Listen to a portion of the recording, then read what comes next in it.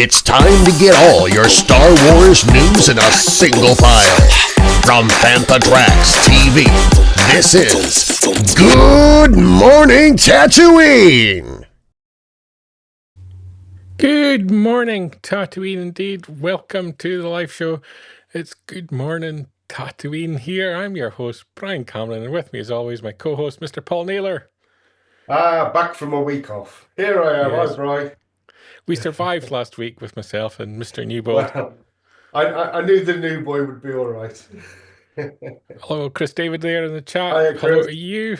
And very important, kick off the show by saying, let us know your thoughts and opinions on all the news and topics that we discuss on the show. As we discuss them, and we'll include as many of the comments as possible into the stream.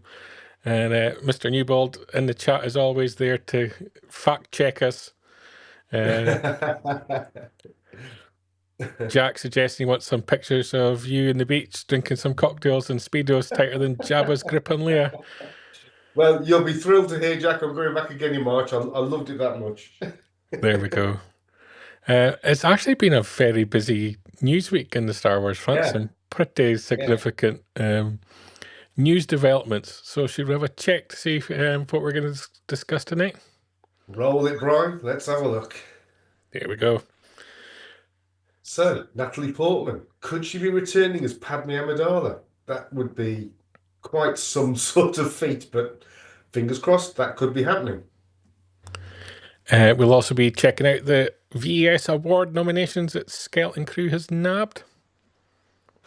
Then, of course, the PlayStation Plus Classics is bringing Indiana Jones and the Staff of Kings to more modern platforms. So I think PlayStation 4 and 5. As always, we'll be heading to Jabba's court. This week's topic of discussion is with another writer on board for the Rey New Jedi Order movie. Where should the story go? Let's see if we can get a job writing, because everybody else in Hollywood has. As long as the story does go, that's all we're bothered about. Yeah. Marvel Star Wars for 2025. We've got sort of like a soft reboot of the Marvel comics with #1 diving straight into the post-Return of the Jedi era, Battle of Jakku, all your favourite heroes and villains. This should be amazing. So looking forward to that. We'll be checking out the latest Star Wars Celebration Japan news as it gets ever closer. We're less than 100 days out. And Adam Best and John Knoll joined the guest list. Yeah. And if you get a chance to meet Ahmed, you must, because he's absolutely brilliant. And can it be true? I love what you did there, Brian. Ryan Gosling heading to the galaxy far, far away? Well, we'll see. We'll also be checking out Hasbro's latest product reveals, as they've revealed a whole slew of products from the Black Series and the Vintage Collection. Very nice they are too. And some nominations for ILM and Skywalker Sound at the 2025 Academy Awards. So that's always nice to see.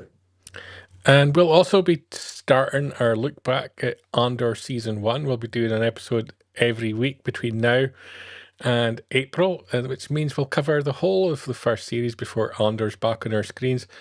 And this week's episode, Casa, and in our new segment called The Death Star Cometh. So look forward to that towards the end of the show as well. It's not just thrown together, is it, Brian? You know, it's not. That's some thought. A lot of thought went into the name of that segment, and the Death Star Cometh seemed like the one to go with. Nice. And let's get stuck straight into the news. And first up, Paul, there's a rumour out from Christian Harloff that Natalie Portman is close to signing a deal to return as Padmé Amidala in Ahsoka Season 2. It's got to be the world between worlds again, hasn't it? Yeah. Really, to justify that happening. But I mean, we've seen adverts, films, and all sorts of things. Hi, John. With Natalie appearing in, and she doesn't seem to have aged a day since Revenge of the Sith. So it's plausible that she could pull it off. So there's no problem there. It's just how they get around it from a story point of view. It must be the world between worlds. Yeah, it has to be. That's kind of where the rumour's pointing towards. But there's also been another rumour dropped this week that she may have actually filmed a scene for the Obi-Wan TV series. Yeah, I saw that too.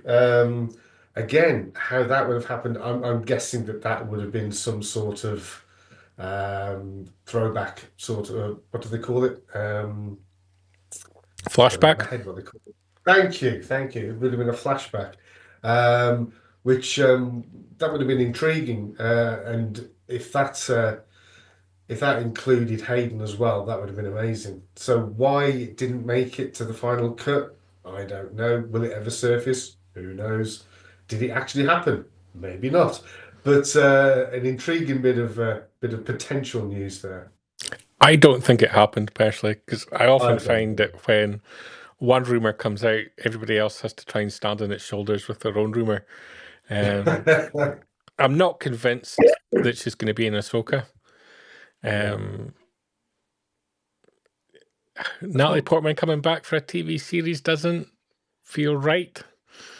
It kind of feels like it Well, would be a movie level kind of appearance for someone of her stature. yeah, Liam Neeson did. So, Yeah. So you I'm know, not entirely convinced it's happening, but we'll wait and see. I don't see that she filmed anything for Obi-Wan. I don't think they would have left it on the cutting room floor. no, it's certainly more plausible than that, isn't it? So Yeah. it would be a lovely nod to the past, especially in such a significant anniversary year for Revenge of the Sith. That would be cool. Yeah, but pre-production started at Pinewood on Ahsoka Season 2. So we're going to get more and more news, I think, over the next few months before filming starts in April. So Yeah.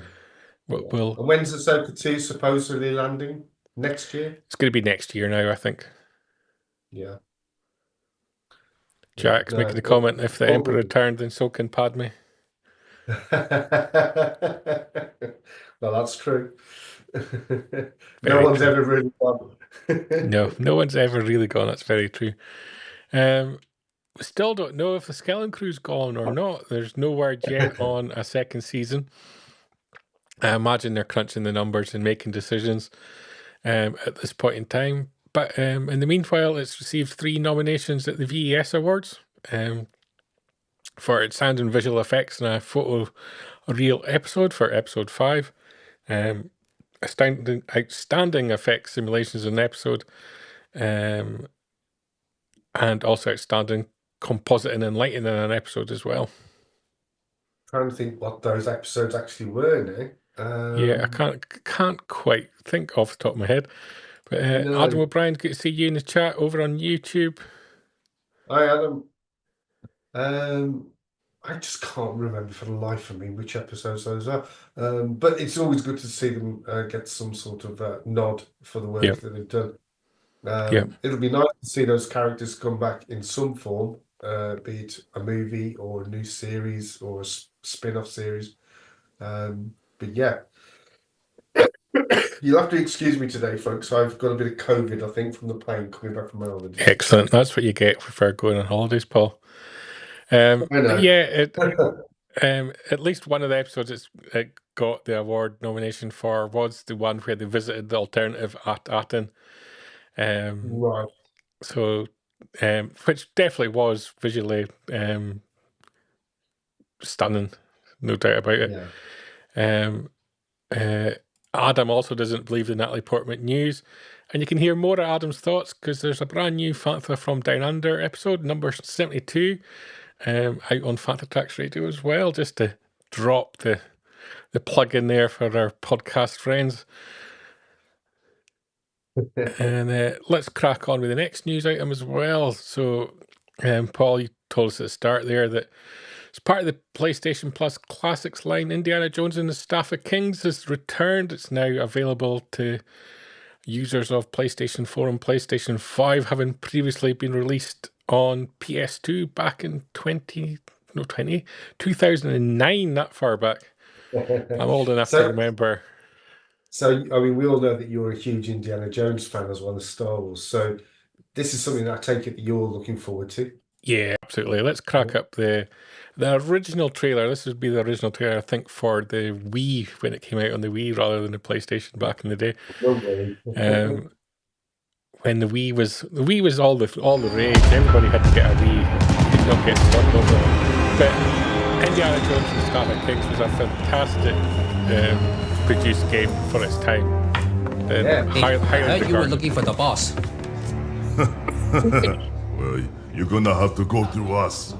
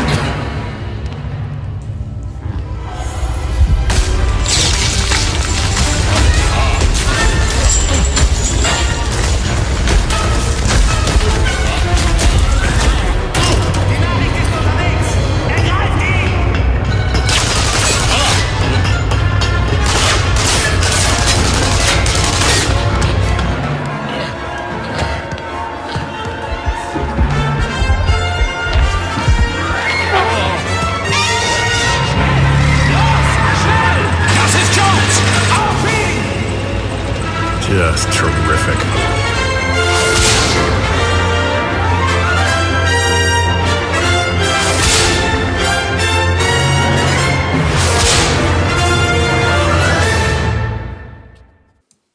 Classic platforms there in terms of the PlayStation, Nintendo DS, and the Wii as well. So, I mean, that looks amazing 15, 16 years ago, doesn't it? Jonathan also pointing out it's only $4.99 as well to pick up as part of the classics. So it's well worth it. It's a lot of fun.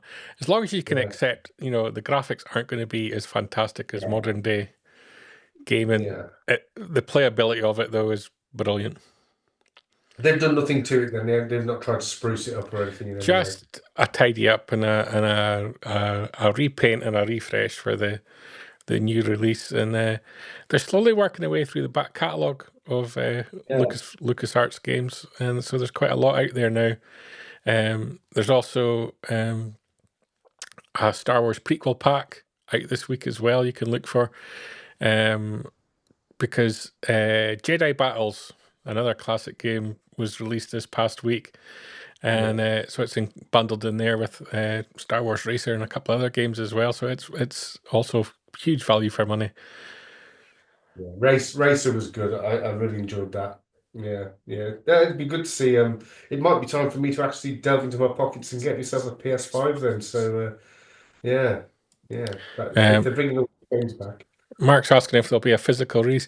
Generally not when it's a PlayStation Classics release. It's all digital, delivered, although companies like Limited Games do sometimes tap into that market by doing something nice around a release of a game. Yeah. No, that's cool. Jack also enjoying Star Wars Jedi Power Battles. Yeah, there's been some really good Star Wars games over the years. So to get them again is brilliant. Yeah, it's also a good thing that they're releasing them for the more modern platforms as well, because it keeps them alive. Instead of trying to continually try and maintain an old PlayStation 2 or 3 so you can still access these games, it's great that you can just pick them up on a brand new platform. I tell you what I wish they really would bring back, and this is like a real sort of like throwback, is the Star Wars chess game. Remember that? Where little battles with each other. I'd love to see that. Jonathan Tyson mentioned that he's bought the Jedi Powers game. Find it a little bit strange playing it. even with the improvements, and that is the consequence of the evolution of gaming, that they can be a little bit clunky at times because old school controllers and the like, not as touch sensitive as perhaps the more modern ones. Paul, we had the news this week as well about a new writer joining the Rey project that's commonly getting referred to as the new Jedi Order. So should we head to Jabba's court to discuss that in a little bit more detail? Take me there. Let's go. Let's go.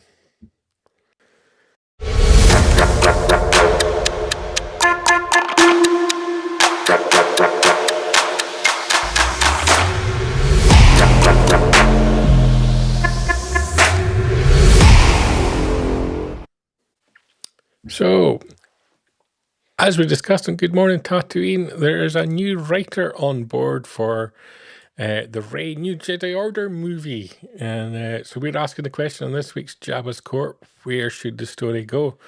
But perhaps first, I've got the wrong name up here. Let's get rid of Mr. Newbill's name. It's Mr. Paul Naylor. I haven't updated the graphics from last week. What a disgrace. And he knows nothing about Star Wars, that fella. Oh, it's terrible.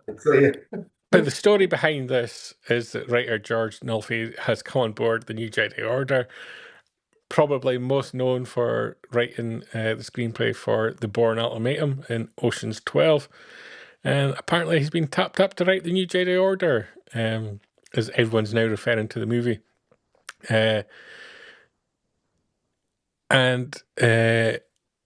I think it was the Hollywood Reporter that first reported on that, referred to this as being a sign that the project's still moving forward and it's still a high priority. Which is another interesting aspect of this. It seems to be a movie that is a little bit in production kind of jeopardy. Would that be fair to say? Yeah, at one point it felt very much that it had been canned rather than shelved. Yeah, I mean, I would love to see this happen. I mean, when they brought Daisy out onto the stage at Celebration the other year, the crowd went crazy. So there's no doubt about it that people would like to see the further adventures of Rey, and it's nice to see the story moving forward as well. This is like the sort of third sort of major change in writing team, which kind of indicates they've kind of got a core idea of where they want the story to go, but they can't quite break it down. Yeah, and it's also a good idea for the writer not to be the director as well. Yes, because that's where there's been a lot of issues in the past. Yeah, I think you're right. I think they've got a rough idea of where they want it to go, but nobody's been able to achieve it yet. So hopefully, this gentleman can find the magic answer that they're all looking for. And when were we hoping to see this film? December next year. I'm going to suggest a May 2027. Yeah. Jack's made an interesting comment. I'm going to move it up because it's quite a big comment. 2 views on this. They're taking their time and looking into it. And the second problem is it's nothing's working for Daisy, and maybe it's time to thank her and move on. Ooh, no. No, I'd like to see some continuity with Daisy. That would be good. Even if it's just for a film that then links onto something else. Mr. Newbold suggesting 2028 would be the potential now. It's moving down further back and further down the line. He's probably not wrong, I think. It's supposedly about a rebuilding the Jedi, and this is why everyone's going with the New Jedi Order as title, because that was the equivalent in Star Wars literature. Yeah. Where do you think the story should go? Should we be including characters like Finn, who was alluded to he had some kind of force sensitivity? Should it include characters like Grogu, who would be, I don't know, in Yoda species terms, a teenager potentially at that time? And should it include everybody else that survived Order 66, which really was a poorly executed order? It appears to be, because so many people survived it. Could Jodnan Nawood, could he make an appearance, for example? I would love to see many of the sequel characters come back. I think John Boyega and Finn deserve something better than they got in episodes 8 and 9. So I'd like to see him given a better role and a better script. Daisy, for my money, held episode 7 together alongside Harrison Ford. So I know she can do it, but it's when they give her a rubbish script, rubbish lines, and a not particularly pleasing storyline in 8 and 9. What can you do with that? I mean, if that's what you're given to do, what can you do with it? So yeah, I'd like to see her given an opportunity to shine in the Star Wars galaxy rather than just sort of like people clutching their heads and going, "What is this?" I had no problem with her being the inheritor, taking the baton on from Luke, if you like. The Skywalker name thing was a bit silly. But yeah, I'd like to see Rey. I'd like to see Finn. I'd like to see Poe Dameron back in there. BB-8, R2, 3PO, Chewie, anyone and everyone that possibly could be in it. Why not? I think what they need to do with the new Jedi Order is not make it so such a religious thing as they have done in the past, where it's been very much about sort of giving up everything else to pursue becoming a Jedi. I think this should be seen as an opportunity for the new element of new Jedi Order to be the fact that look, you can train to be a Jedi, but you can start a life. And I think that's why everybody should still be hanging around with them as well. Chris suggesting it should be called the Final Jedi Order. Mark suggesting Finn, Grogu, and an older Jod. My concern is when you start including too many characters, is you don't give each character enough time or enough room to grow. You end up getting the same problem that 8 and 9 had with Finn, and that he doesn't get a storyline because he's just there because he can be. Chris suggesting there needs to be a parallel storyline to give the choice that all paths don't lead to the sequels. Personally, I don't think that will appease the fandom menace. I think so. I think that's probably why they're pushing forward with The Mandalorian, with Filoni's film, with Shaun Levy's film. I think there's going to be a number of films in development at the same point and releasing round about the same character, and some of it's going to follow on the story of the sequels, and some of it's going to go in completely different directions. So it looks like that's happening. Mark making a suggestion: the script needs to be tight, polished, and on point. And also suggesting an interesting idea that it should have a Disney Plus season running alongside it, which could solve the problem of, if you have too many characters, actually have them be the focus of the TV show that supports the film. That's a really smart idea. Yeah, I like that. Yeah. Historically, when you've had a Jedi Order, you had to have the counterbalance of the Sith, and you would have two Sith against the Jedi Order. Do you want to see the Sith return in some shape or form? Or would you like them to encounter a completely different kind of enemy? I don't want Palpatine back. It would be good to see. It would be good to see a completely different enemy, I think. I mean, that's where the Thrawn trilogy was quite a success, where it brought in. Was it Yusun Vong? I think they were called. Something like that. So you kind of had Thrawn was in the Thrawn trilogy. It was Thrawn and his Imperial sort of element that was the enemy. In the New Jedi Order series of books, it was the Yuuzhan Vong. Was it the New Jedi one? Sorry, yeah. So, but yeah, I think I just hope as well that we don't get another derivation of the X-wing and the TIE fighter. That annoyed me in the sequel trilogy. Yeah, there It's needs just- to be the sort of real distinct look and feel that George achieved between the original trilogy and the prequels. Like a completely from scratch redesigned a whole new segment in history. Yeah. And I'd even like to see something really tragic happen. Now, I know this this sounds a bit awful, but I'd like to see maybe something really significant happen to the Millennium Falcon, like it gets blown up. It's had its day You know, now, hasn't it? it's had its day, yeah. It's had its day. It served its purpose. Give it some sort of heroic ending. That would be cool. Definitely.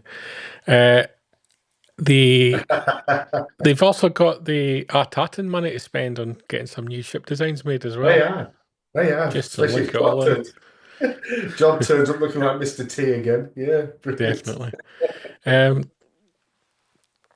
It's obviously they're finding difficulty in finding a storyline, and typically there must be elements from each writer that they like before, you know, there must be some kind of discussion with that writer as to where they want to go with this project. Yeah. And so does the final film end up being a sort of little bits of elements from each iteration of the script so far? Probably. I believe that's happened in the past, hasn't it? Yeah. Yeah. I mean, Solo was so far into filming that there's elements of it I think survived into the final cut. Certainly with Rogue One that happened. But yeah, I mean, there's probably some ideas in there that they've sort of, you know, yeah, we'll keep that. I like that bit, and then ask this writer to expand on that. So he's probably going to benefit from some research work, if you like. And yeah, it's up to him now to try and steer it into something that is going to be acceptable for Star Wars fans and also the wider viewing audience as well. Interestingly, he, as a writer, he's done Ocean's 12, he's done The Bourne Ultimatum. Yeah. So he's been standing on the shoulders of other people's work. So he hasn't necessarily been the one creating the characters. You know, he's stepped into an existing universe, which is obviously we've got in part here. Yeah. But we also have the fact that everybody's kind of wanting it to be fresh and new. Yeah. So does that potentially cause a problem? I think the fact that he has sort of in previous franchises been sort of like coming at the second, third, whatever film. Ocean's 12, I've seen it. I don't recall much about it, but I don't remember thinking that I hated it. So it's probably okay. But the fact that that he's able to come in and do that there's quite a knack to that, isn't there? To be able to say, right, okay, I see what you've done here. I'm going to pick up the baton. I'm going to carry on with it. Because it's always a problem when you step into something like Star Wars, where you've got fans that have got 40 years worth of knowledge in their head, who want to see callbacks and little nods and little things, and you've got a writer who, oh yeah, I love Star Wars because he's seen the 9 movies, and wants to write a movie in that saga, hasn't got the 40 years of intimate knowledge that the fan base has. It becomes difficult. Definitely. No, it'll be interesting to see what he does with it. But hopefully this is it now. Hopefully they go with this guy and we get something up and running. And whether it's 2027 or 2028, that we finally get something that we were promised 3 years ago at Celebration. Yeah. It's kind of strange that we're going to be at another celebration this spring, and the project is no further forward, it appears, than where it was the last time, because at the last celebration they'd literally just sacked a writer just before Celebration London. So hopefully this guy's still on board come Celebration Japan. Yeah, absolutely. It's got a difficult task to sell, because obviously there's a big part of the fan base that weren't fans of the sequels, and so not necessarily going to be a fan of the character of Rey. The fact it's also got all these apparent, not necessarily genuine, but apparent production issues, and that they can't find the right script, it's going to have a lot of criticism on day one. Can it sort of rise above that now, or has it become something of a poison chalice of a movie? I think to be able to bring many people on board with Rey, I think they need to subtly remove the Skywalker surname and just refer to her as Rey. That to me was a nonsense. I think that it stands a good chance of being able to retcon the sequels in a certain way. If you have a successful film and a successful conclusion beyond episodes 8 and 9, then that makes them middle films to that story. And so it suddenly becomes a bit more sort of acceptable, if you know what I mean. Because that's not the end of it. The end of it will potentially be, dare I say, episode 10. Well, they might even do a trilogy. That was hinted at, so 10, 11, and 12. But if you can make those a success using the same sort of characters, Rey, Finn, Poe, etc., that will then sort of make 7, 8, and 9 probably more legitimate. Yeah. Mark Nebel suggesting in the comments that Daisy will be in Japan. It's the Force Awakens 10th anniversary, and he's hoping for more news by then.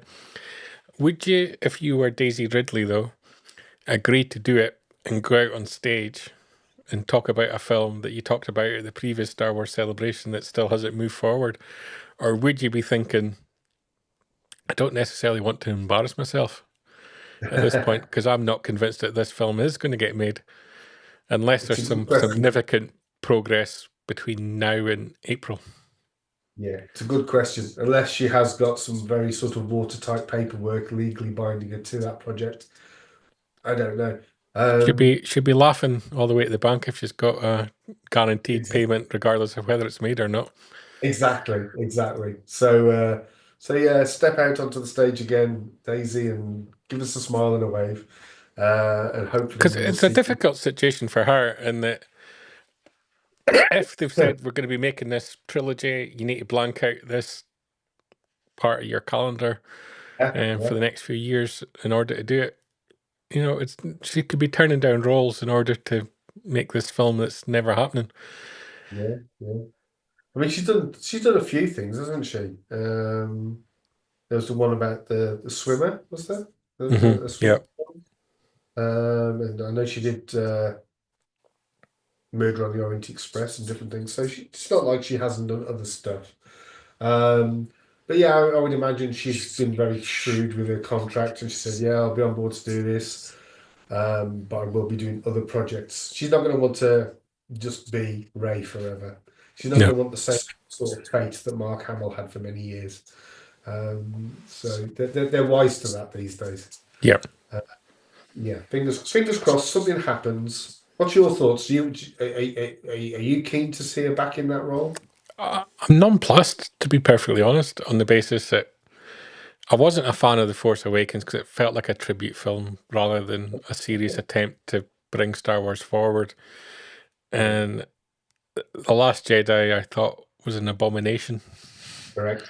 You know, in terms of what they did to the characters, I'm not criticizing the director in terms of the work that he did, or the actors in terms of the work that they did. But I think that they destroyed the core character of Luke Skywalker in that movie, who was the central character of the entire franchise. And I know people argue it's Anakin Skywalker, but it really, everything was Luke for the better part of 25, 30 years. It was Luke's story.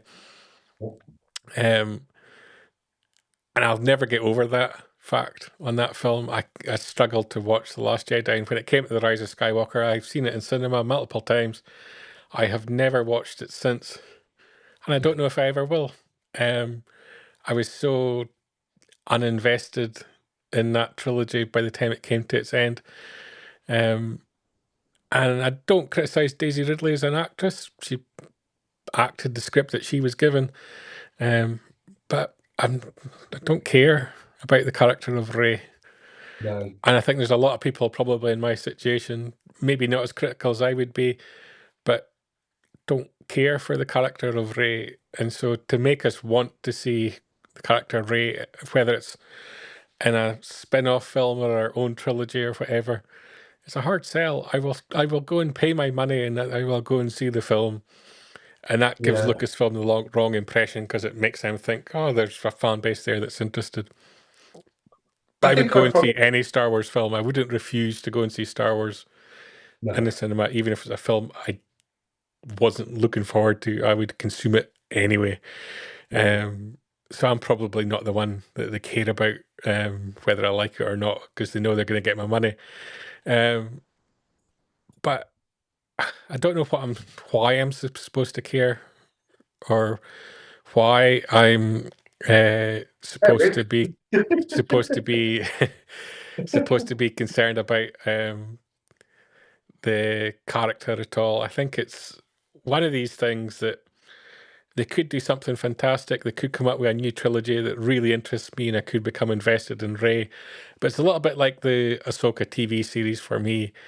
I didn't watch the cartoon, didn't care less about the character, so you're going to have to sell me on the character again when you start a Rey trilogy, because I'm not an automatic fan based on the existing content that's out there featuring her. I think I probably care more about Daisy as an actor than I do as the character Rey.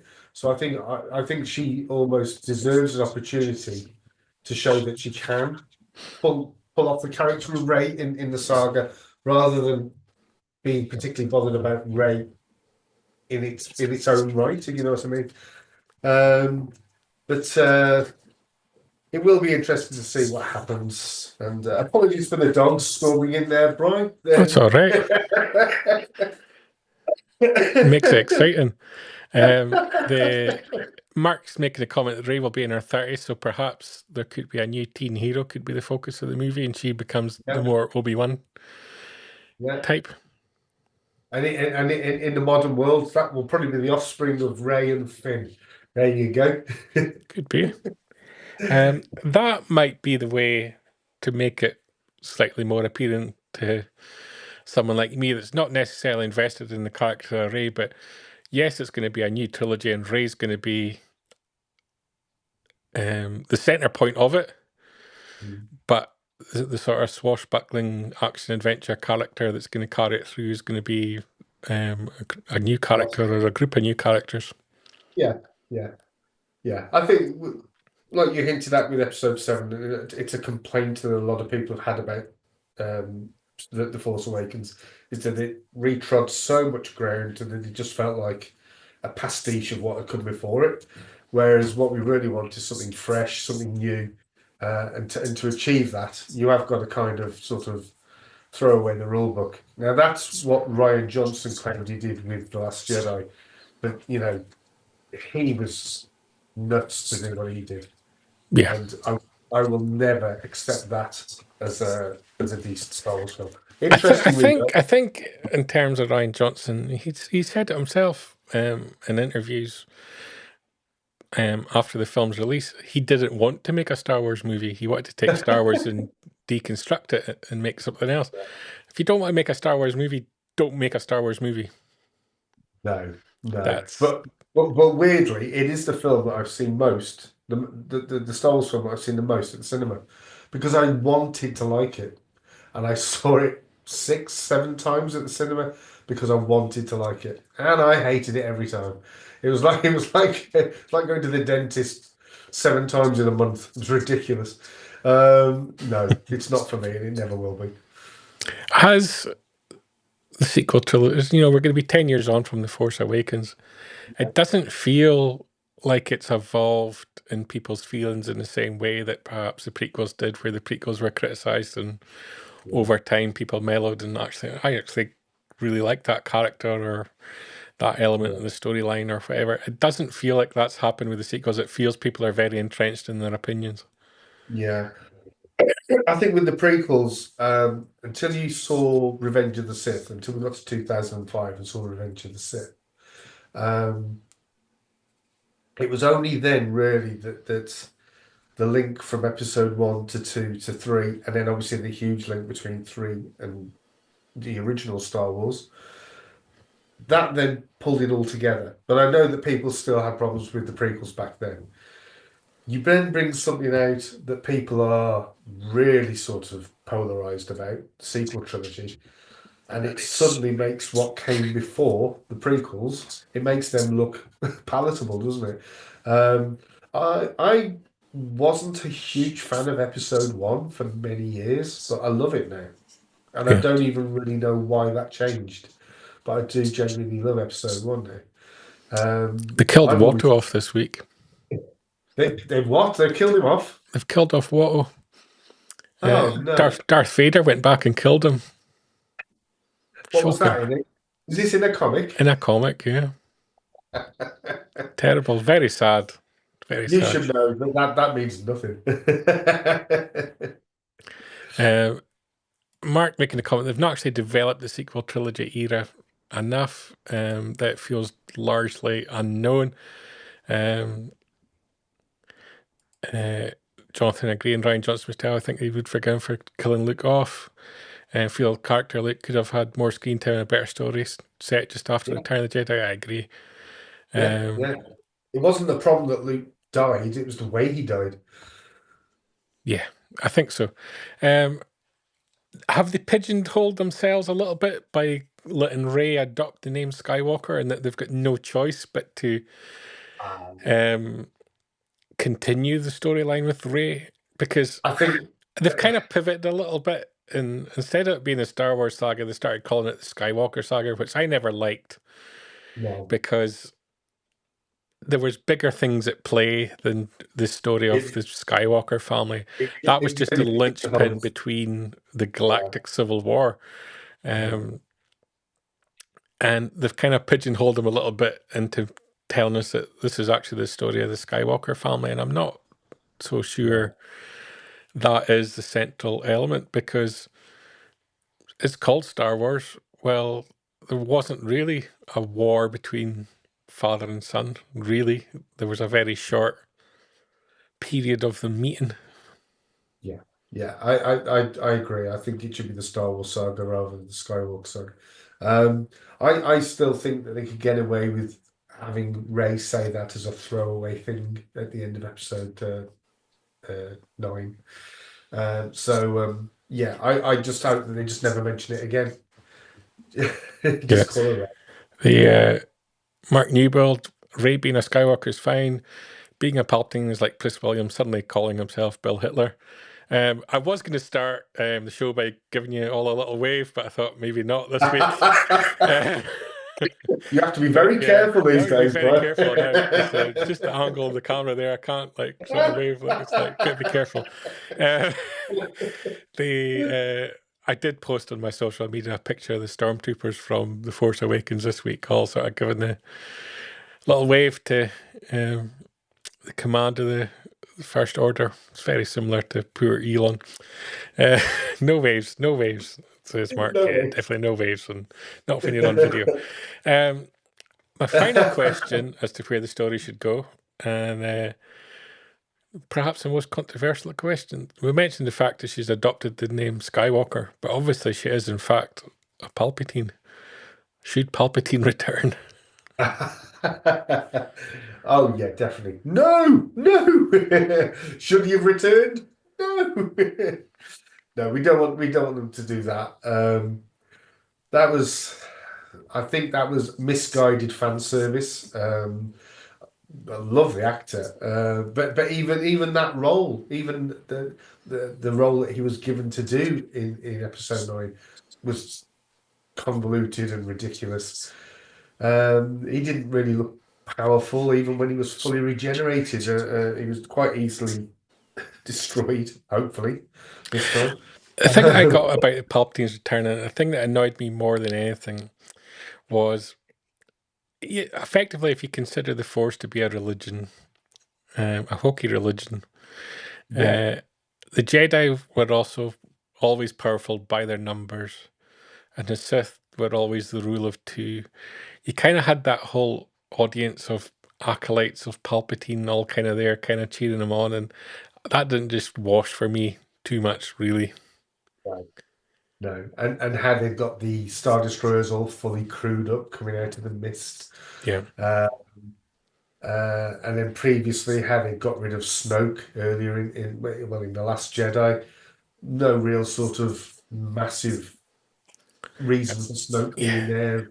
And there was no explanation for any of it. You know, was Stephen Fry slipping them some money? You know, it could have been explained since, but it hasn't been. But yeah, it's a strange one. One last comment from the chat there was Mark making a comment that Palpatine coming back was a Hail Mary in episode 9. They needed a big bad, and through the EU era, we all knew it was possible. I just wish they'd seeded it in the previous two films, but they didn't plan ahead, and that was a problem. Here's the thing with the Rey film: if they are thinking of making it a trilogy, they kind of need to plan for the fact that this is a trilogy and this is where the storyline's going to go, and not make this mistake they made in the sequel trilogy of let's wing it, basically. Episode 9 Big Bad should have been Plagueis. They could have done something with that. You know, I know he was supposedly dead, but having him suddenly turn up would have been far more acceptable than Palpatine, because we've got no real connection to the character other than the name. What my belief as to what the big bad should have been for episode 9, it should have been Lando Calrissian, because you hadn't used him up until that point. It would have been an interesting twist, and Lando's shown in the past for the right reasons he will do the wrong things, and it would at least have given him a better storyline than what he got as well, because his was kind of a little bit naff as well. Well, with comments like that, you may as well just give us a wave, bro. We'll just give you a wave and go. On that note, we'll end this week's Java's Court. We'll head back to Good Morning Tatooine, Paul. Hey. Of course, Java's Court is part of Good Morning Tatooine. It streams live every Sunday at 9 p.m. in the UK, 4 p.m. in New York, and has released its own video every Wednesday at 7 p.m. Back on the news front, Paul, after that interesting debate on the Rey movie, we have talk that we've just been sort of having is kind of relevant, because Marvel Comics are moving to the post-Return of the Jedi era. We've obviously had sort of the Battle of Jakku comic series. We're now getting the reboot on the main Star Wars line, as it returns to issue number 1 with a reboot for 2025. And as the comic describes itself, it's the dawn of the New Republic. The dust is settling on the Battle of Jakku, and they're having to forge a new order as pirates and thieves swarm to fill the power vacuum left behind by the fallen Empire. And Alex Segura is going to be taking over writing duties on this Star Wars issue 1 line. And when does this come out, Bri? It starts May. Right. Everything good starts in May. Yeah. No, that'll be good to see that come out. They've got the big challenge to fill, as we've just been discussing on Jabba's Court, of really unexplained storylines and a lack of depth to the storylines as to what happened after the Empire fell to bring the Republic to where it was, to then have its conflict with the First Order. Yeah. I mean, are they sort of beholden to any sort of Star Wars stories that have come out in that era? We've kind of got the Aftermath trilogy. Not my favourite trilogy, to be fair. Would be the main sort of text that kind of fills that kind of era. But the focus seems to be more on this line of they're going to be competing against pirates and thieves rather than First Order building. The Aftermath kind of focused a little bit more on the Imperial side of things. I mean, anything that includes the characters from the original trilogy for me, is a must. So I guess I will be buying this series. Yeah, I'd like to see something that doesn't focus too much on Jedi, that it is more about um, not the political side of it, but the actual rebuilding and how they deal with the fact that the Empire is no longer there. Because it's one thing to defeat an enemy, but it's like it hints at there. There's a vacuum left behind. You know, who's going to actually benefit from the demise of the Empire? It might not be the New Order. It could be a bunch of pirates. Who knows? Who knows? But it'd be an interesting development. I mean, as was hinted at in previous attempts, we certainly do, Adam. As it's been hinted at in previous attempts to sort of do the continuation after Jedi, the Empire won't have been fully destroyed. There's going to be remnants, as we've seen in The Mandalorian. And I mean, that was set 6 years, 6 years after Jedi. So you've still got the Empire trying to clunk around and trying to hold on to something. And you've obviously got Thrawn in Ahsoka, who's cast away to another galaxy, but has found a route back to the original one. So there are factions of the Empire still in existence. Just because the Emperor's gone and Vader's gone, doesn't mean the Empire is gone altogether. It's not just going to suddenly end. If they were being clever with this series and they were focusing on pirates as the enemy, you'd have the shrub back from The Mandalorian. Yeah. I forget his name, whatever the pirate shrub was called. And you could potentially have Captain Silver leading a band of pirates, although I'm guessing because they haven't made a decision on Skeleton Crew yet that's a non-starter. Yeah, but that would have been a possibility. Who knows? Maybe they've had enough intel before they've written this, and they've been able to work that into it. But yeah, it's an interesting one.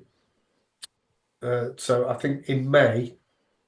How many? And they said how long this? It's going to be ongoing, so I'll run Ongoing. until they get bored and reset it again. But again, that's the problem. So they've got no end game to it, so they don't No. really know. So it's just going to trundle along backwards, forwards.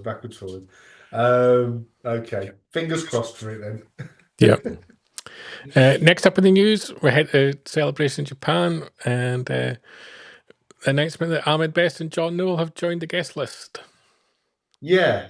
Now, when they say that they joined the guest list, does that mean that they're just there? I mean, they're doing photos, signings, and potentially doing panels. Yeah. So, I mean, that hasn't sort of like been a big focus in the past. I mean, there's been a few people that have, from behind the scenes, if you like, that have been involved in doing autographs, but not to the extent that they seem to be doing here. So that's a good thing. I mean, yeah, your chance to meet John Knoll is amazing. I've met Ahmed Best, lovely guy. So glad that his Star Wars acting time is now being given some credit rather than how he was treated when Jar Jar Binks first cropped up. But he's now being sort of lauded more as a Jedi than he is as Jar Jar, so that's nice to see. But I mean, have you met any of the people from behind the scenes before? I met John Knoll in an elevator at Lucasfilm offices once. Of course you did. randomly. And it was all you needed was elevator music to play because nothing was said. It was just a do. Very randomly, very nice guy. Yeah, one of my favorite. Photoshop, of course. Yes, absolutely. Yes, yeah. Was it him and his brother? I think. Just him. Just him, was it? Just him. I mean, one of my favorite Star Wars interviews or favorite Star Wars incidents ever was when me and Mark and a bunch of other guys got to meet with Gareth Edwards and interview him for half an hour and get some autographs thrown in for good measure. So, the people behind the scenes are just as important as those that we see on the screen. Important information there from Mr. Newell. John Knoll was wearing a pink jumper at the time. So if he turns up at Star Wars Celebration in a pink jumper, you know why. Then He's got value for money out of it. Yeah. Yeah. What about yourself? Are you looking forward to potentially meeting John again? I might meet him in an elevator at Celebration. I'm not doing any photograph or autograph thing. It's not my thing. I kind of did Mark Hamill, Carrie Fisher, Ian McDermott kind of years ago. Yeah. At various celebrations, but I'm not into the sort of other than the sort of central characters. I've never really sort of dabbled into photographs and autographs. And I believe that I haven't seen the actual prices myself, but I've heard comments that the prices are pretty steep. The usual celebration tax has been applied. Yeah, there's a healthy profit margin in there, I think. Someone else that might be making some money out of Star Wars very shortly, Ryan Gosling. And this is I believe, and I haven't found it. If you look back on a Good Morning Tatooine on an old episode, prior to you joining the show, Paul, I shouted out Ryan Gosling as a potential actor that could be in a Star Wars project, because I don't think he gets the credit for his acting ability that he deserves, because he does some weird and wonderful projects, but he also does some incredible acting performances as well. And I shouted him out as a potential Star Wars actor for the future. And it's potentially happening in surprise news this week from the Hollywood Reporter. That not only is Ryan Gosling looking to be involved in a Star Wars project, it's going to be the Shaun Levy project. Yeah. And that project is moving forward pretty fast. Remind me, Shaun Levy, is he... What's he done before? Deadpool and Wolverine. Has he done anything else? Yes, lots of other things. I'll give you a list. Just you chat about Ryan Gosling for a second. There's a few down there at the bottom. Yeah. Okay. I will give you a list of his filmology. Let's. So, Big Fat Liar, Cheaper by the Dozen, Pink Panther, Night at the Museum, The Internship. So there's some good and bad. Yeah, Free Guy. Yeah, so there's lots in there. He did a few of the Night at the Museum ones, to be fair. Producer on a lot of things as well. Acted as well. So what would you like to see him star as then? What sort of character? Oh, 100% a Jedi. Really? 100% a Jedi. Not another Jedi. The 100%. He just has that. Carries himself in the way that a Jedi should, with a bit of class and composure, I think. Well, we'll give him a go. Yeah. So yeah, very surprising news. Exciting more from the fact, not necessarily that Ryan Gosling's on a project, but that Shaun Levy's project looks to be moving forward in a positive way, because if you're casting it, you'd like to think there's a project script that you're happy with. Now, I know that Rey is attached to another movie, but that's an existing character. Before you're casting for a new character, and before you're getting, and we'll call him an A-lister, I hate classing them by numbers,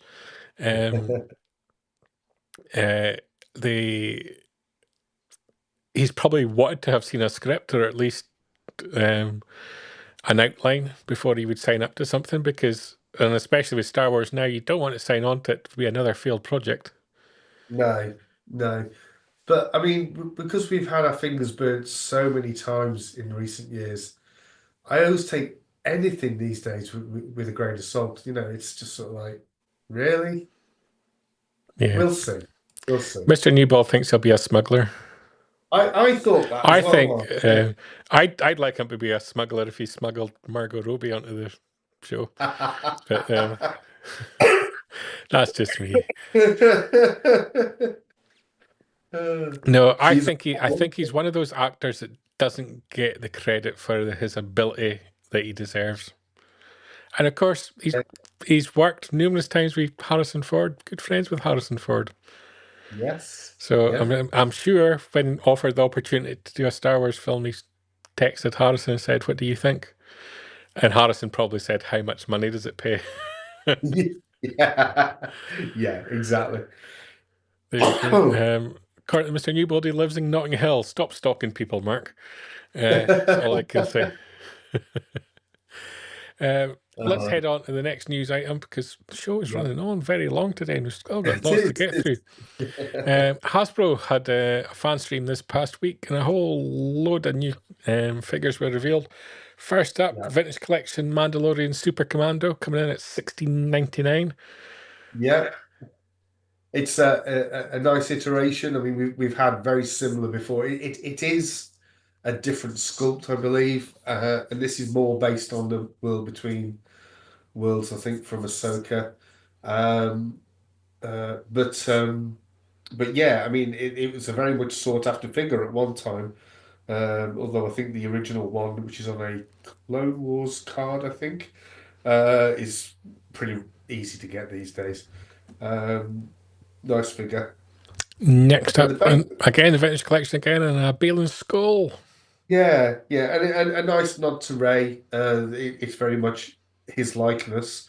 The only criticism I've got of this figure is that there is a hole where his the hilt of his lightsaber is supposed to go onto his belt. There is a very noticeable and very, very circular hole for that to attach to, rather than a hook on the belt to hook the back of the saber into. I'm glad that's what you were going to say because I was getting worried there for a second. So you've always got this very visible hole at the front of the figure. So that's my only gripe with that. I mean, as you can see from that, Brian, they can get it into some good stances now with the their articulation is very nice indeed. Yeah. Continuing the Vintage Collection, we've also got Shinhati, which I thought wasn't a very good likeness. It's not a good likeness at all. No, it's very generic. I mean, the actual costume and everything is great. The hair, apart from the braid, which the braid's too thick, but that's obviously for so it doesn't break. But the face, nothing like her. No, nothing like the actress. Yeah, so that's a poor one in the line. And last up, 501st Legion Clone Trooper.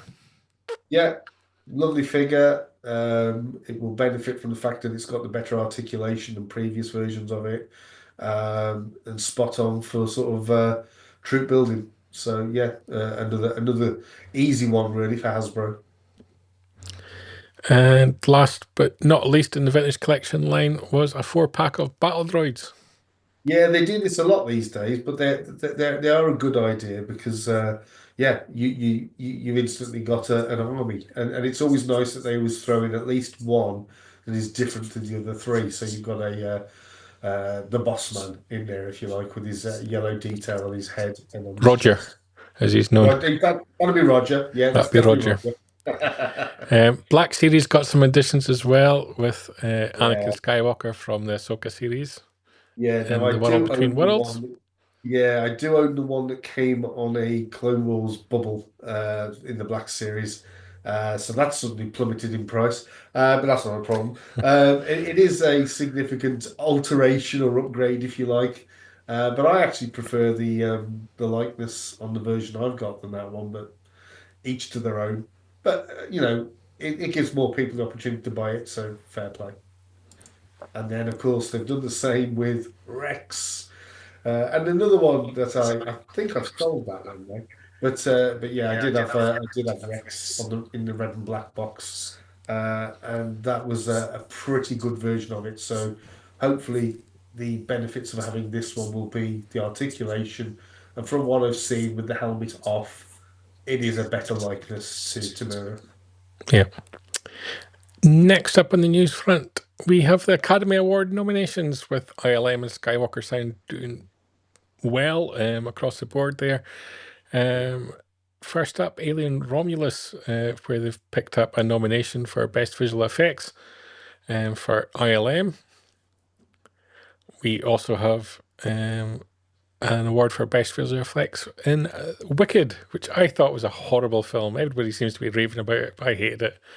That was terrible. I refuse to watch it. It looks utter nonsense. Yeah, it is utter nonsense, just garbage. Anyway, and talking about more garbage, anything animated that features a robot is like low in my list.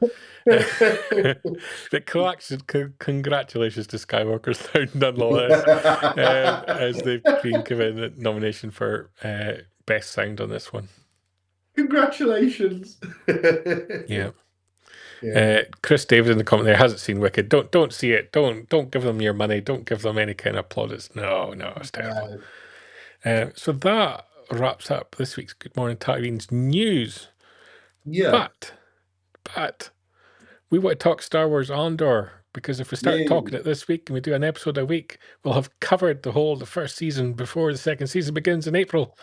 So, Paul, we have devised a new segment of the show that I am calling the Death Star Cometh, because it's genius. It's genius. Why not? We know Andor's going to get it, and so the Death Star cometh for him. And unbeknownst to him, he helped build the very, very space station that will annihilate him in season 1. I'd not considered that, but you're right there. Yeah. The very part that fired the beam that killed him, he helped build. So, in this week's Death Star Cometh segment of Good Morning Tatooine, we're discussing episode 1, Casa, which was a very interesting episode to kick off the series. It was. And let me just pull up the graphics so we can see. We kicked off on Morlana 1, a corporate zone planet, with our lead character, Cassian Andor, that we know so well from Rogue One, traveling through the district to what I'm going to call a strip club. I call it a brothel. I was going to call it a brothel, but I thought, are we going to go there? But it's a brothel. So it was a bar. It's a bar. It's a brothel. And he's looking for his sister. Yep. Of all things, and discovers that, or believes that she's been working there. So he gets a chance to speak with the owner of the fine establishment, who tells him that his sister is no longer presently employed. Mr. Newbold, he's so much better than all of us. A gentleman's club. That's a very, very good way to describe it. Clearly, some experience of such establishments. But whilst there, he seems to irk some corporate sector employees who are there enjoying some refreshments between shifts. And he makes haste to leave and walks through what I'd call the Amsterdam region of the city. There's your glass shop fronts, absolutely. Yep. And a cash machine as well.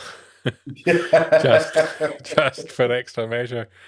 And whilst walking through the rain, he gets stopped by the corporate sector guys. And unfortunately, accidentally in many ways, ends up killing one of them. And but probably not unfortunately, doesn't accidentally kill the other one. He really does mean it. And this kind of foreshadows the fact that he happily killed people in cold blood in Rogue One. Yeah. Right at the start of Rogue One, he has to kill one of his, I assume, colleagues and maybe even friends, because he obviously recognised loose lips. Mr. Newbold's explained the cash machines are for making deposits. I don't think that's where the deposits are being made, but we'll move on.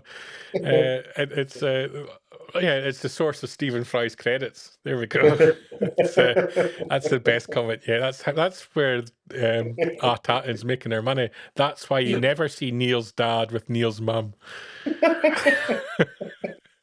That's the most shocking You're accusation home, ever. mate, dear. Where have you been? I've been to a gentleman's club. Okay. Yeah, I think that's the case. And that shows you the mindset a little bit of Cassian Andor. He's a bit of a cold-blooded killer. Oh, yes. When push comes to shove a little bit. Well, there's no Greedo shot first sort of put here, is there? You know, he definitely is the. And I think it's sort of like it's high time that they replaced that scene in the original Star Wars and made Solo the definitely the one that shot. Yeah. The storyline then moves on to the planet of Ferrex, which becomes kind of central to the series. It's kind of, I guess you would call it kind of like a mining town, I guess, more than. And this particular scene, Brian, I don't know what your next slide is, but this very much Wall-E, the Pixar story, very much felt like that. Yeah. Oh, you know what my next slide has to be. Go on. Yes. The highlight of the entire Andor series was the dog basically urinating on B2 Evil. Just that, as far as I'm concerned, the highlight of the entire series. And it puts B2 Emo in his place. Of course, reeking of the smell of urine, he goes to wake up Cassian, who's fast asleep on board his ship, I think he is. Yeah.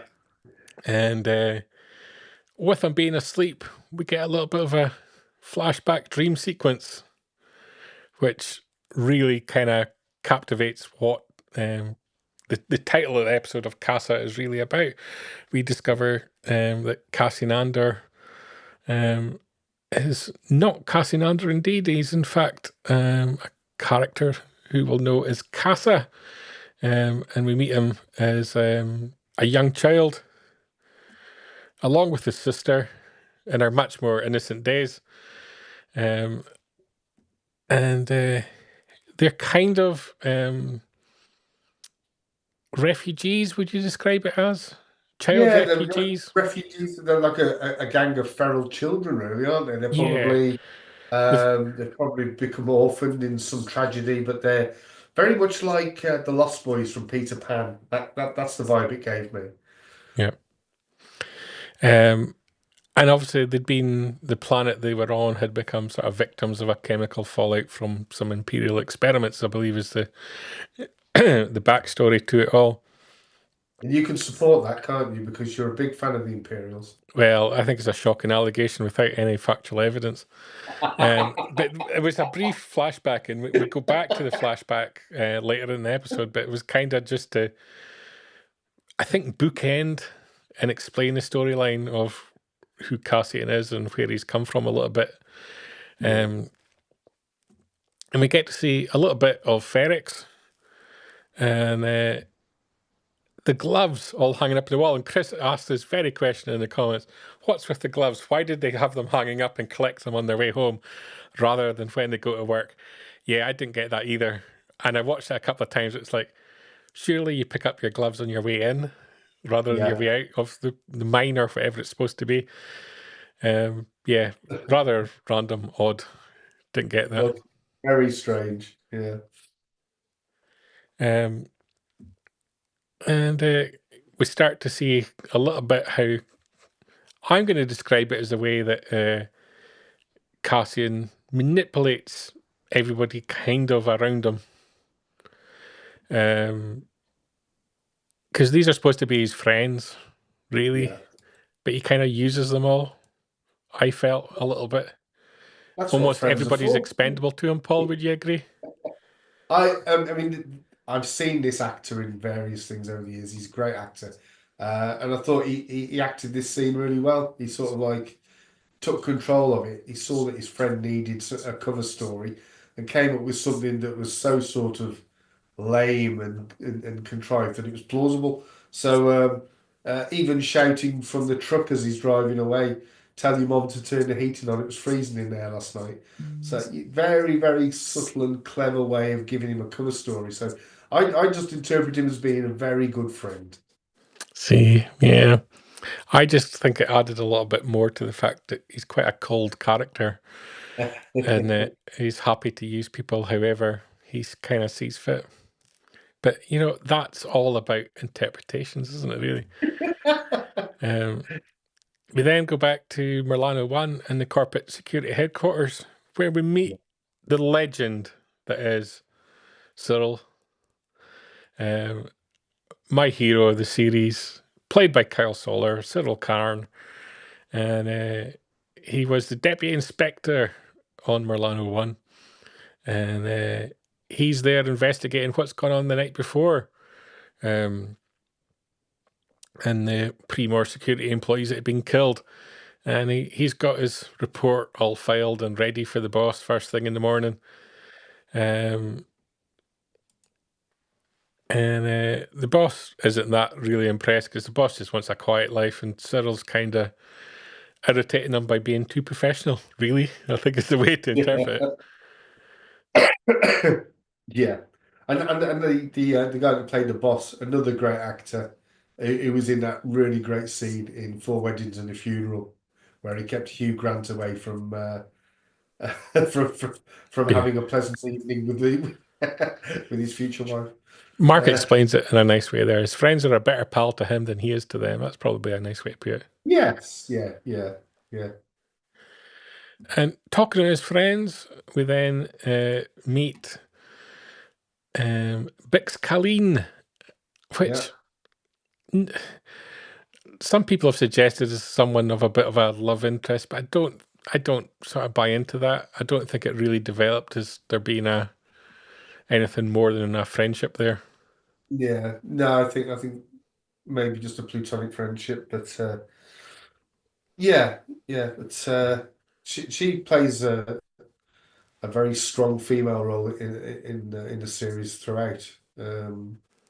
Great character, very good character. Yeah, and she's effectively his contact to get work, basically, and she's able to contact the rebellion. I'm not necessarily sure she really understands it's a rebellion. It's someone who's looking to source Imperial wares, and they're able to get them to pay significant money to get certain assets. And we see that a little bit in the episode later. But first we get our sort of second flashback to young Casa, and all the kids are kind of getting war painted up, ready to go and fight. And again, we flash back to Cyril as well, who's, despite his boss's protestations, is digging into the fact that who killed these two corporate employees, and he's kind of identified a ship, which is Cassian Andor's ship. And of course, as I mentioned, Bix here making her call out to her rebel source, who we don't know yet who it is, but we do find out that it is Stellan Skarsgård's character of Luthen Real as the series progresses, and she's kind of the on-planet contact, and he kind of visits and pays money for them to get Imperial technology to him. And after that, we get our last callback of the episode, and that's just how the episode ends out with the kids all preparing to fight because they've seen this ship crash land on the planet. Cassian leaves behind his sister, and that is the last time he sees his sister. And he kind of, the kind of suggestion is that he spends the rest of his life trying to find her. And it's interesting to me, Paul, because the first episode really builds up this connection between him and his sister, Yeah. But they never really revisit that as the series progresses. So it's kind of like this thing in his life where he's obsessed with finding his sister. But he almost forgets that as he kind of moves more and more towards joining the Rebel Alliance. It's almost like he's leaving his past behind a little bit. Yeah. Do you think that's something that they will come back to in the second series? I hope so. Because it was something especially when I started rewatching it to do this segment, I'm like, who is the sister? Who does the sister become? Why does he stop why does that stop being his focus? Because the impression from the first episode is every lead and opportunity he has, he goes off planet in search of her, and he's prepared to go to the lengths of killing people in order to find her. Implies it's the most important thing in his life, and he kind of gives up that pursuit. Yeah, it's almost like he's been put on like a major sidetrack that he can't get off. But there's no real hints that that's what his main objective still is. Whereas that would have made sense, wouldn't it? Just once in a while, brought up. Yeah, maybe maybe the writers lost track of that. Definitely. It's interesting how they built the series, and it's not something they go back to reflect on. So it's I feel it's something that has to be addressed in the second season to complete that character out. Maybe they cross paths at an unexpected point in time. Maybe there's a potential that he leaves the rebellion and he's got to choose between his sister and the rebellion. That would be an interesting element for me. Yeah, possibly, yeah. And Mark maybe he suggests will. that his sister's really Borgullet. Thanks, Mark.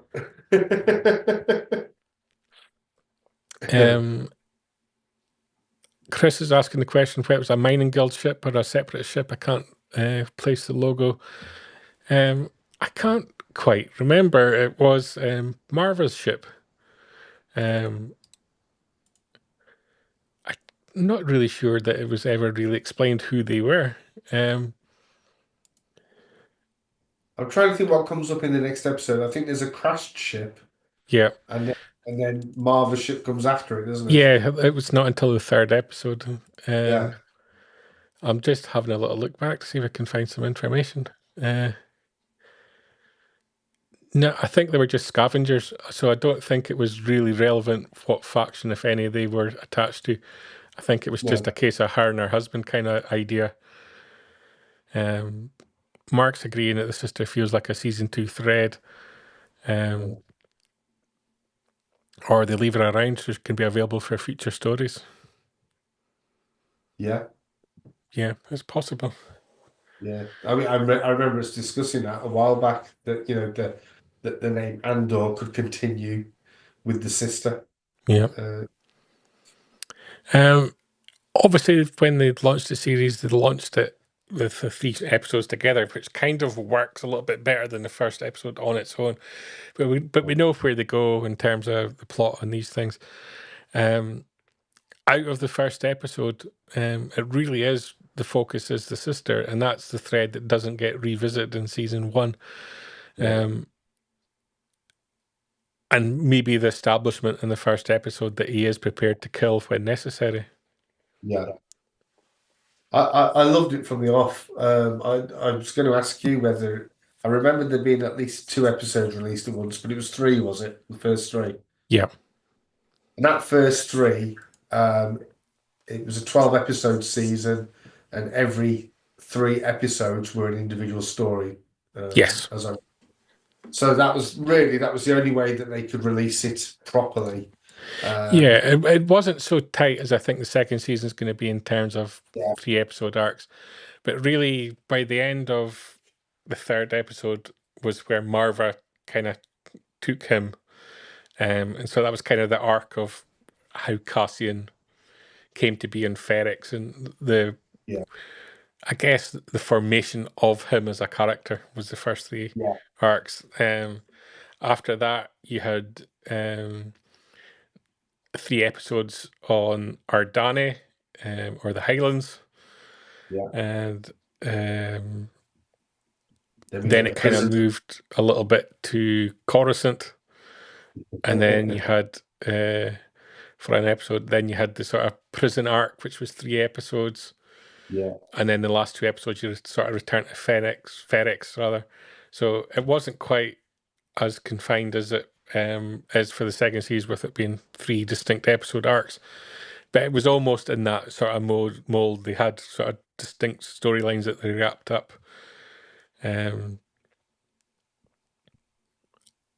quite distinctly. Yeah. And Andor is definitely one of those series that benefited from waiting for everything to be released and then watch it all in one go. Because it's such a vast story. I like that the pacing of it was very much like reading a novel. It was like nothing was left out, all the minutiae in there. And I liked that. It was probably, and including Rogue One, Andor was probably the most grown-up Star Wars we've had. Yeah, it's sort of like a bit like when Alec Guinness was in Smiley's People and stuff like that. It's that kind of, you've really got to focus on it. You can't go out the room and go and get yourself a cup of tea and come back, because blink and you miss something. Yeah. But yeah, I thought it was a real accomplishment as a series. The one thing I didn't include in the screen grabs I took of the first episode was Tim, who was the love interest. Yeah, the love interest, the colleague, Yeah. the work colleague as well, who kind of watched Andor and became suspicious of Andor and kind of trailed him a little bit through the town and wondered what they're up to. He becomes sort of more important in the second episode, which we'll get to next week, which was That Would Be Me, is the second episode. So I don't want to sort of pass past this episode without sort of discussing him. He's inherited enemies, effectively, where he's gone, and it seems to be because he seems driven by trying to find his sister. Is that the kind of reason that he doesn't necessarily see the negative effect he has on people a little bit around him? I think he's totally blinkered. I think he's just got that one purpose, and anything and everything else that happens is just a consequence. It's just sort of like it has no major bearing on him at all. That's why he was able to be such a cold killer when it came to shooting that guy at the start of the episode. He's become very single-minded. And through circumstance, his character kind of changes, particularly in the prison complex. But I think that's probably the evolution of the character. Yeah. Chris was making a comment that it kind of suffered from the weekly releases, although he loved it. It should have been released in one go. I kind of agree, because I watched the first 3 episodes, and the first arc wasn't really for me, and I didn't really get into it until episodes 4, episodes 5. But I kind of felt it was too slow pacing for me. I wanted to consume the next episode straight away, which is obviously a good thing when you want to consume the next episode. But on the same hand, when you kind of have that urge to see the next thing, you kind of want it to be there. Yeah. I think, it's something that Disney needs to look at. It needs to think, should we be dropping one episode at a time? They're not going to make any less money by dropping it all in one go. Yeah. Maybe released in 4 chunks of 3 episodes might have worked too. That's a good point. Yeah. We'll be digging more into this on the Death Star Cometh next week, Paul. You certainly will. It's Death Star Cometh as part of Good Morning Tatooine, your weekly recap of all the latest Star Wars news, live streaming every Sunday at 9 p.m. in the UK, 4 p.m. in New York, and released as its own video on Fantatrax TV after each episode. Paul, that is it for this week's Good Morning Tatooine. It's a bumper show, unexpectedly. A lot of news. Time for bed. Time for bed, Brian. What's going on? I know. So let's let me just find the graphic. Let's move on to the promos. The promos.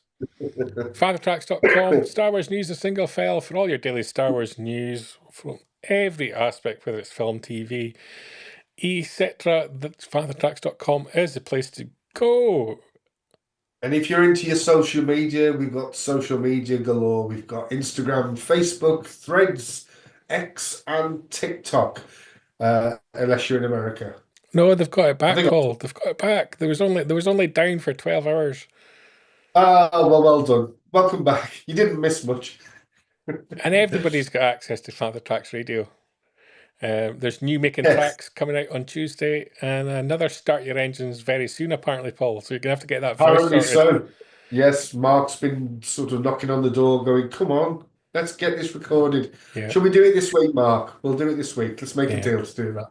Head to your podcatcher of choice, type in Panther Tracks Radio, you'll get all their shows there. And of course, keep it on Panther Tracks TV every Sunday for Good Morning Tatooine, Jabba Court during the week. And there will be live regular streaming because I've now ordered what I've been told I need to fix my problem. So when it arrives, finally, Paul, we will have apparently some live streaming every week. It's like the Ray film all over again. Apparently, it's not easy to connect your Mac to a streaming service and also a gaming service and have the audio all filter through at the same time.